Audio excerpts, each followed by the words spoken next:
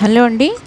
Basic అరిథమెటిక్లో మనం simplification అయితే చేస్తున్నాం. అకార్డింగ్ టు విబార్ట్మన్స్ మనం ఫస్ట్ డివిజన్ చేస్తాం కాబట్టి సో ఇక్కడ 315 45.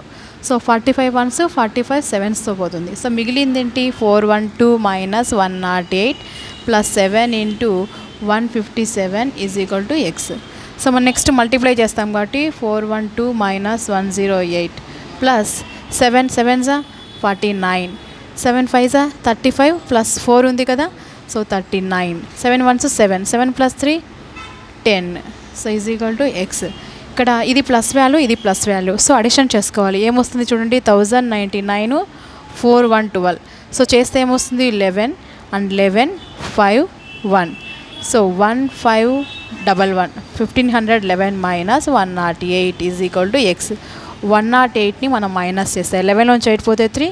సో ఇప్పుడు 10లోంచి 0లోంచి 0 5లోంచి 1 పోతే 4 1. సో ఏమొస్తుంది ఇక్కడ ఆన్సర్ దేర్ఫోర్ ఎక్స్ వాల్యూ వచ్చేసి 1403 అనేది వస్తుంది. అంటే ఆప్షన్ ఏ అనేది మనకి ఇక్కడ ఆన్సర్ వస్తుంది.